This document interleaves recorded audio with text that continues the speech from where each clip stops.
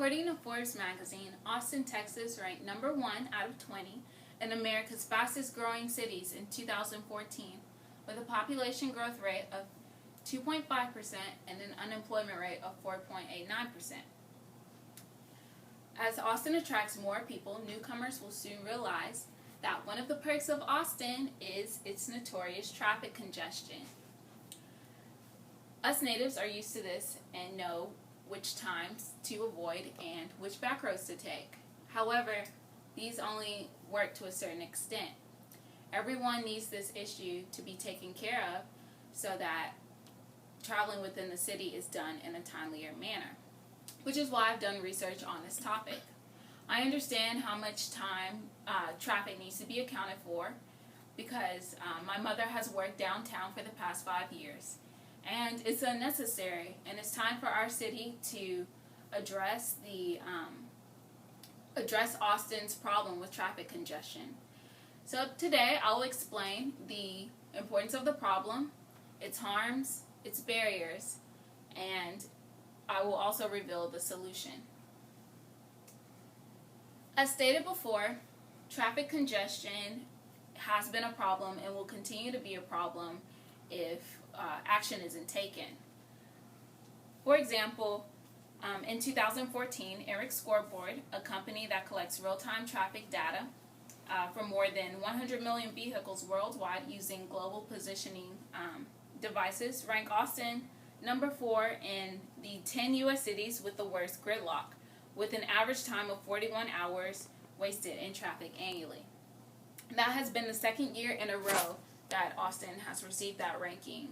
And it's pretty concerning that our city has ranked in the top 5 of cities in our nation and with the worst gridlock, so that's pretty concerning. Also, think about how much time you can cut back on if that 41 hours was cut back. So think about how much time pretty much you could use the bulk of those 41 hours for. Also, in the thread titled Traffic Today on Reddit, a user commented 2 months ago, expecting delays and dealing with the psychological agony of Austin traffic times 9 are 2 different things.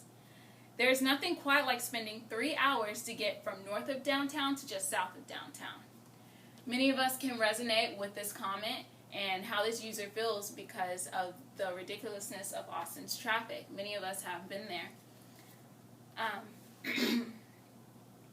Also, the Texas A&M Transportation Institute, who has built sophisticated computer modeling of Austin's future traffic, reports that the commute from downtown Austin to the northern suburb of Round Rock currently takes about 45 minutes during rush hour.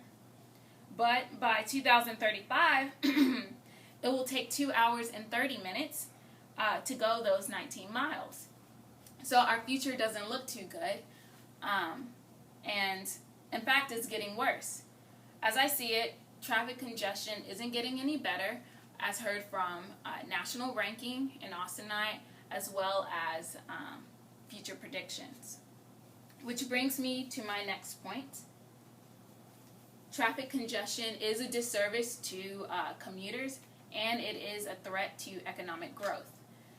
For example, the average delay at rush hours are about 22% compared to a simple trip taken in free-flowing traffic.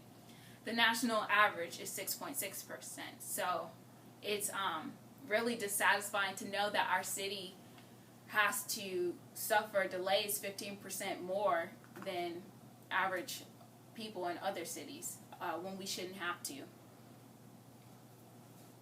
Also, the Austin Chronicle mentions that Austin has 110 new residents a day, and those residents bring with them 70 new cars. Wow. So there's more. Actually, traffic is a sign of economic growth, but when that can backfire and stun our economic growth when traffic time is cutting into and interfering with work time and business time. Also, Ginger Gooden of the Texas A&M Transportation Institute in 2013 says that 18% of jobs are located downtown, and also many more new job opportunities are arising there as well. So that means more people on the road, more traffic, thus more commuters at a disservice. So, disservice to commuters as well as a threat to economic growth are both damages that traffic produces. But there are also barriers that get in the way of the initial problem from being solved. Austin's economic growth and the change that comes with it is often ignored due to just convenience. Not many citizens explore other options rather than just being on the road. They simply just like the convenience of their car because of its accessibility. They don't have to worry about missing a bus or anything like that. Also, in addition, many businesses won't rely on other options such as telecommuting or working from home because they prefer social venues and social places like restaurants and conferences within the city because that's where all of the social interaction is and the people are. So they won't give that up as well. So there are a few inhibitors that prevent us from solving our problem. But that doesn't mean that we stop working towards the solution to better the traffic congestion, which I will now reveal. The solution to traffic congestion is pretty much an above-all approach, and it lies in the hands of us, the citizens of Austin. For instance, options such as bicycling or using the metro transit or the bus transit or the metro rail or carpooling. Those are all good ways to reduce the amount of cars on the road so that there are a lot of single people who just drive, like just them in the car, and there's a lot of them that happens. And when we carpool or when we choose other transportation options, that helps with traffic congestion.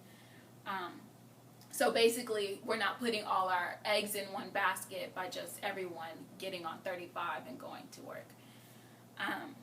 But we'll focus on bus transit today. Robert Spiller, director of the Austin Transportation Department, mentions Austin's new, smarter buses in an interview. And he basically explains in this interview that Capital Metro has buses, smarter buses that they call, and they're actually called rapid buses, and they don't tell a green light to go green. They can't change a light, but they do have sensors in their buses where that if a light is already green, they can make it stay green if they're running behind, so to get the bus through the traffic light. He also mentions in his interview that within the city, bus transit has its own lane, so that's a great advantage to get buses through and traffic going through faster overall. The only disadvantage to this is there might be areas that don't have access to bus transportation or Capital Metro or the rail or any of that. So, but then again, we also have options such as carpooling and biking. But rest assured that bus passes are really affordable. Also check with your employers because they also offer bus passes free of charge depending on who you work with, of course. But bus passes can range from $1 to $2 for a single ride when you're within the city. And bus passes for commuters will range from $6 to $7. And these are passes, these are 7-day passes.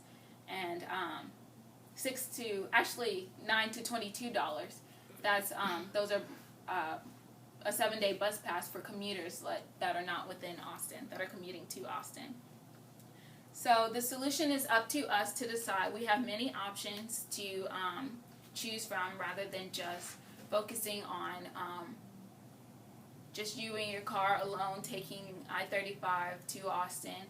You can carpool with coworkers who live near you. You can use cycling or as well as bus transit or the Metro Rail. Also, a good way to, don't forget to check with Capital Metro online. It's just www.capmetro.org to check on bus fares and prices like that, and also the Metro Rail. And there's also a good website called ridethecity.com, which lets you know all the bike lanes in Austin. It gives you maps of all the bike lanes and where to ride and stuff like that. And after discussing this issue today, the issue of traffic congestion in Austin, I hope you understand that it is a community issue and that it needs to be taken care of. And I hope you understand the significance of the problem, its harms, as well as its benefits, the advantages and disadvantages, and the barriers that get in the way of solving the problem, and this above all approach solution as we can work together to choose better options for our city and the overall economic growth for our city as well. Thank you.